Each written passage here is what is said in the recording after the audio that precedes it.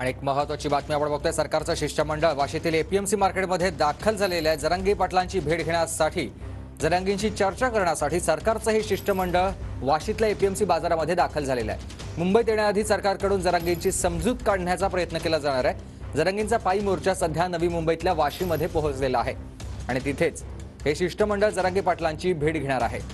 याआधी देखील मनधरणी करण्याचे अनेक प्रयत्न या शिष्टमंडळाकडून झालेले होते, मात्र कोणताही तोडगा निघाला नाही आणि म्हणूनच मुंबईच्या वेशीवर वाशीमध्ये एपीएमसी बाजारामध्ये सरकारचं हे शिष्टमंडळ पुन्हा एकदा आता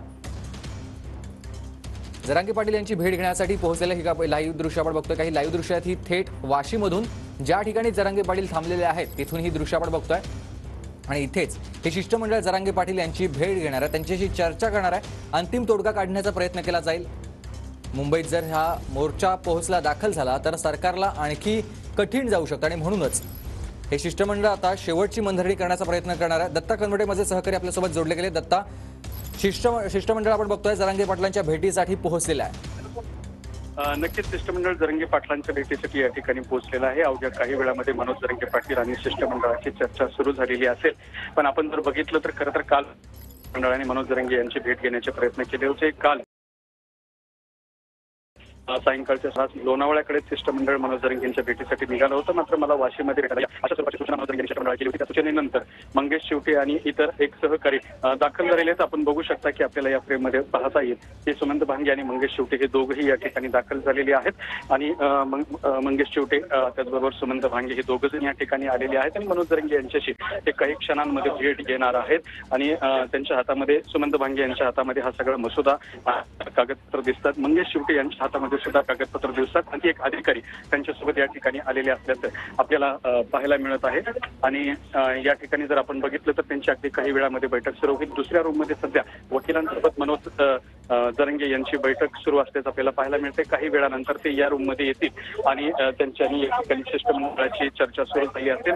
मात्र आपण जर बघितलं तातडीनं मनोज जरांगे यांच्याकडे पोहोचलेला आहे आणि मसुदा त्यांनी सोबत आणलेला आहे। हा मसुदा मनोज जरांगे यांना दाखवला जाणार आहे। या मसुद्यावरती मनोज जरांगे पुन्हा आपल्या वकिलांसोबत सविस्तर चर्चा करणार आहेत। त्या चर्चेतून आणखी काही जर बदल त्याच्यामध्ये निर्माण झाले तर ते बदल सुद्धा सुचवले जाणार आहेत आणि त्या बदलाच्या अनुषंगाने पुन्हा GR काढला जाणार आहे। तो GR स्वतः मुख्यमंत्री मनोज जरांगे यांच्या हातात देण्याची शक्यता सुद्धा व्यक्त केली जात आहे। अजूनही काही इतर वरिष्ठ अधिकारी सध्या बैठकीसाठी जात असताना आपल्याला या ठिकाणी पाहायला मिळतात। आपण बघू शकता की हे अजून 3 वरिष्ठ अधिकारी आतमध्ये गेलेले आहेत। यापूर्वी 3 वरिष्ठ अधिकारी जे आहेत ते रूममध्ये गेले असल्याचं आपल्याला पाहायला मिळत आहे। साधारणपणे 6 ते 7 अधिकारी मंगेश शेवटे यांच्या भेटीसाठी आलेले आहेत। हे सर्व वरिष्ठ अधिकारी आणि कायदेतज्ञ असल्याची या ठिकाणी माहिती मिळते आहे आणि मंगेश शेवटे आणि त्यांची अगदी काही वेळामध्ये या ठिकाणी भेट आणि बैठक होणार आहे। त्या बैठकीमधून मसुदा दिला जाणार आहे। त्या मसुद्यावरती मनोज जरांगे काय भूमिका घेतात, त्याचबरोबर वकिलांसोबत सुद्धा चर्चा केली जाणार आहे। वकील सुद्धा त्या मसुद्यामध्ये काय बदल सुचवतात हे सुद्धा महत्त्वाचं ठरणार आहे। मात्र सरकार जे आहे ते तातडीनं मराठा आरक्षणावरती मार्ग काढण्यासाठी प्रयत्न करत असल्याचं आपल्याला पाहायला मिळतं आहे। या ठिकाणी